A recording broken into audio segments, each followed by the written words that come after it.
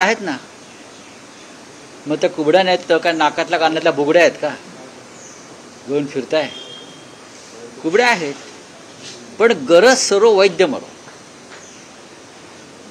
बरं का? कुबड्या घ्यायच्या, शिडी वापरायची आणि ती शिड्यांच्या कुबड्या फेकून द्यायच्या आणि मग होठ चोरी वगैरे प्रकार करून स्वतः सत्तेवर यायचं आणि उपकारकर्त्याला ढकलून द्यायचं. ही भारतीय जनता पक्षाची एक कायम नीती राहिलेली आहे. त्यानुसार त्यांनी जर स्वबळाचा नारा आता दिला असेल नव्यानं, तो 2014 साली दिला होता, मग परत आम्ही एकत्र आलो, बरोबर, लोकसभेला विधानसभेला. गरजेनुसार भारतीय जनता पक्षाला कुबड्या लागत असतात आणि गरज सरल्यावर ते स्वबळाचा नारा देतात.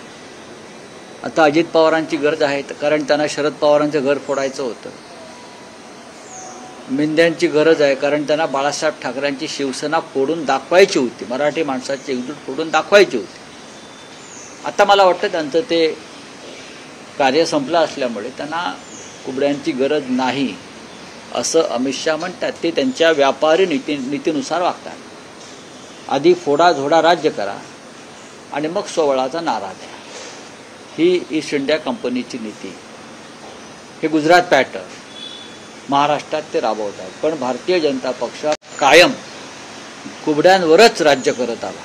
कायम महाराष्ट्रामध्ये भारतीय जनता पक्षाला पोस्टर लावायला कार्यकर्ते नव्हते गावात.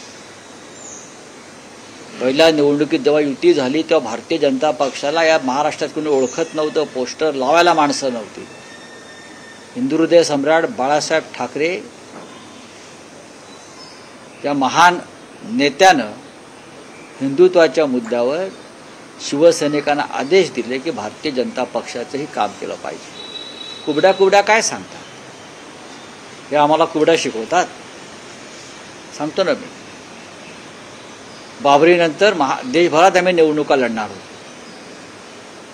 बाबरीनंतर आम्ही 65 जागी उत्तर प्रदेश, बिहार, राजस्थान, मध्य प्रदेश येथे आम्ही लोकसभा लढणार होतो. बाळासाहेब ठाकरेंची, हिंदुहृदय सम्राटांची लाट होती. अटलजींनी विनंती केली, अडवाणींनी विनंती केली बाळासाहेबांना की तुम्ही निवडणुका लढलात तर भारतीय जनता पक्षाचं नुकसान होईल, हिंदुत्वात फूट पडेल. मैं आपसे प्रार्थना करता हूँ बाला साहब कि आप आपके उम्मीदवार पीछे लीजिए. बाळासाहेबांनी एका क्षणात आम्हाला सगळ्यांना सांगितलं की माघार घ्यायची. तेव्हाही नाहीतर कुबड्या काय आहे ते त्यांना कळलं असतं. अमित शहा राजकारणात फार उशिरा आले आणि ते सुद्धा व्यापारी म्हणून आले. ते व्यापारी म्हणून राजकारण करतात. ते काय in the interest of nation, in the interest of public, समाज, याच्याशी त्यांचा काहीच संबंध नाही. आणि त्यांनी भारतीय जनता पक्षामध्ये व्यापारी वृत्तीची एक पिढी निर्माण केली आणि त्याच्यामुळे हे जे काय त्यांचं चालू आहे ना, ह्या कुबड्या नकोत, त्या कुबड्या नकोत, चौपाटीवर पक्षाचे टॉवर्स उभे करायचे, हा मुलाला क्रिकेटमध्ये टाकून क्रिकेट ताब्यात घ्यायचं, परिवारवाद हा तिथून सुरू आहे भाजपचा. परिवारवाद फक्त राजकारणात नसतो तर कर्तृत्वशून्य मुलांना अशा ठिकाणी बसवणं, आपला पदाचा वापर करून ताकद दाखवून त्यालाही परिवारवादच म्हणतात. नाही, पण राऊसाहेब, त्या अमित शहांच्या विधानावर फडणवीसांनी सारवासारव केले. त्यांचं असं म्हणणं आहे की कुबड्या म्हणजे मित्र नव्हे. मग काय अमित शहांच्या याच्यावर सारवासारव कशा करताय? अमित शहा स्पष्ट बोललेले आहेत. अमित शहा स्पष्ट बोललेले आहेत. खरं म्हणजे या अपमानानंतर अजित पवार आणि शिंदेनी सरकारच्या बाहेर पडायला पाहिजे. स्वाभिमानाची थोडी जरी ठणकी त्यांच्यामध्ये पेटत असेल तर काल त्यांचा जो कुबड्या म्हणून उल्लेख केला, बरं का, कुबड्या, तर या दोघांनी स्वाभिमान असेल मराठा म्हणून तर राजीनामा देऊन बाहेर पडलं पाहिजे. त्यानंतर अमित शहांनी आणखी एक विधान केलेलं आहे की विरोधकांचा असा सुपडा साफ करा की दुर्बिणीतूनही विरोधक दिसले नाही पाहिजे. त्यांना ती दुर्बीण निर्माण करावी लागेल वेगळी. त्यांना दुर्बिणीचा नव्यानं शोध घ्यावा लागेल. या देशात लोकशाही आहे. या देशामध्ये एक वेळ अशी येईल, एक वेळ अशी होती की भारतीय जनता पक्षाला दुर्बिणीतून शोधावं लागत होतं. आमच्यासारख्या लोकांनी भारतीय जनता पक्षाचं अस्तित्व निर्माण केलं. आणि एक वेळ अशी येईल भारतीय जनता पक्ष दुर्बिणीतूनच काय लोकांच्या नजरेलाही पडणार नाही कुठे. हे भाकीत नाही, सत्य. राजकारणामध्ये चढउतार होत असतात आणि अशी तानाशाही, अशी हुकुमशाही आल्या आणि गेल्या या देशात आणि जगामध्ये. अशी भाषा वापरणारे या देशाच्या मातीतच गाडले गेलेले आहेत. अमित शहा म्हणजे काय सर्वेसर्वा नाही आहेत, लोकशाहीचे मालक नाही आहेत. जो माणूस या देशाच्या लोकशाहीमध्ये विरोधी पक्ष संपवून टाकू असं म्हणतो त्याला मी लोकशाहीतला सगळ्यात मोठा मूर्ख मानतो. या देशामध्ये विरोधी पक्ष राहील. उद्या आम्ही सत्तेवर असलो तरी आम्ही विरोधी पक्षाला ठेवू. विरोधी पक्ष लोकशाहीची गरज आहे. लोकसभेत राहुल गांधी आहेत म्हणून विरोधी पक्षाचा जनतेचा आवाज हा लोकांपर्यंत पोचतोय. आम्ही महाराष्ट्रामध्ये विरोधी पक्षाचा आवाज बुलंद केला म्हणून तुम्ही रोज उघडे पडताय. ही भीती आहे. डरपोक लोक आहेत. सत्ताधारी एवढा मोठे सर्व सत्ताधीश विरोधी पक्षांना चळाचळा कापतायत. अमित शहांच्या वक्तव्यातून ते स्पष्ट होत आहे. या वक्तव्याची दखल जग घेईल की इदी आमीनप्रमाणे इथे लोकशाही हे संपवायला निघालेले आहे. राहुल साहेब, त्याच कार्यक्रमात फडणवीस असं म्हणाले आहेत की मत चोरीचा जो मुद्दा आहे तो त्याचा इतका भाऊ केला जातोय किंवा तो मुद्दा नाही आहे, पण पराभव समोर दिसू लागल्यानं विरोधक नाही क्रॉस फायरिंग पराभव हा भाजपला दिसू लागलेला आहे. उलट बोलतो मी. त्यांच्या व्होट चोरीचा बूच लावण्याचा जो प्रयत्न आम्ही करतो आहोत. बूच काय बांबू. त्यांच्या व्होट चोरीला जो आम्ही बूच लावण्याचा प्रयत्न करत आहेत माननीय उद्धव ठाकरे, माननीय राज ठाकरे, शरद पवार साहेब, काँग्रेस, राहुल गांधी, सर्व डावे पक्ष, आम्ही त्यांच्या व्होट चोरीला बूच लावतो. त्याच्यामुळे त्यांना पराभव दिसतो आहे.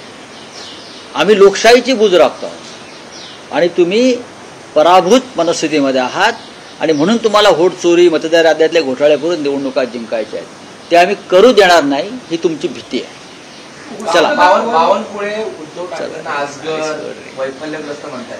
आरशात बघा म्हणावं आजगर कोणते कळेल. चला संस्थेचे अध्यक्ष आहेत वसंतदादा शुगर इन्स्टिट्यूट. ठीक आहे. हिंदी में क्या है?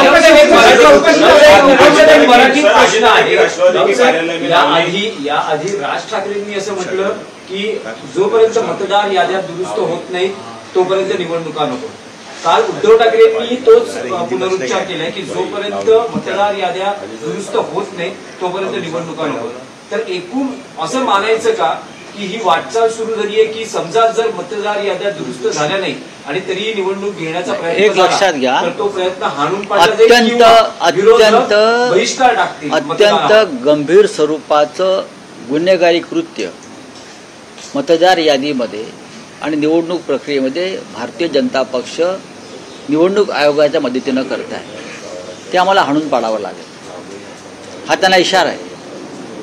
तुम्ही जो मला प्रश्न विचारलेला आहे त्याचं उत्तर मी इतकंच देईन. पुढल्या 2 दिवसामध्ये म्हणजे 1 नोव्हेंबरला जो मोर्चा निघतो आहे या सगळ्या घोटाळ्यांविरुद्ध,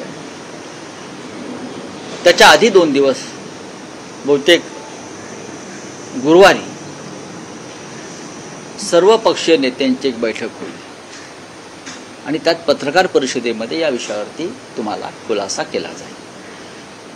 गुरुवारी सर्व पक्षाची एक बैठक, सगळे प्रमुख नेते माननीय शरद पवार साहेब, माननीय उद्धव ठाकरे साहेब, माननीय राज ठाकरे साहेब, हर्षवर्धन सपकाळकर, त्यांच्याबद्दल अजून कोणी प्रमुख नेते असतील, डाव्या पक्षाचे सर्व प्रमुख नेते हे सगळे येतील, एकत्र बसतील आणि पुढली रणनीती काय या संदर्भात ते निर्णय घेऊन आपल्याशी चर्चा करतील. Thank you. आप बोलिए. राष्ट्रवादी कार्यालय में जो है लावली नशा.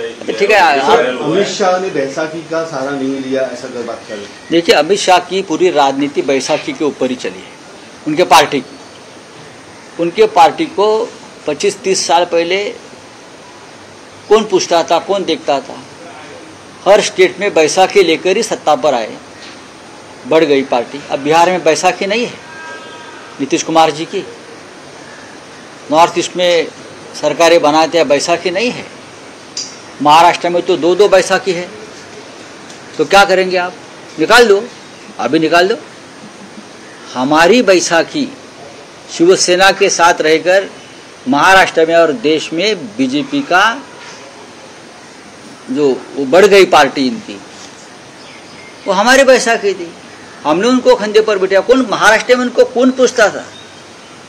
जब पहली चुनाव हम लड़े उनके साथ 85 में लगता है, तो गांव में पोस्टर लगाने के लिए उनके पास कार्यकर्ता नहीं थे। हिंदुहृदय सम्राट बाला साहेब ठाकरे ने हमें कहा कि हमको उनको गांव गांव में पहुंचाना है, ये हिंदुत्ववादी पार्टी है। तब अमित शाह नहीं थे राजनीति में, उनको मालूम नहीं इतिहास क्या है। ये व्यापारी है, ये व्यापार देखते हैं, यूज एंड थ्रो करते हैं, इस्तेमाल करो और फेंक दो, ये उनकी नीति है। ये गुजरात पैटर्न है, लेकिन ये ज़्यादा दिन नहीं चलेगा। ये भी मैं दावे के साथ बोलता हूँ। इस देश में बड़े बड़े बादशाह सिकंदर आए और चले गए। हाँ, इस देश में भगवान भी नहीं रहे, ना दूत रहे किसी के, सबको जाना है। ये ध्यान में रखना। Thank you.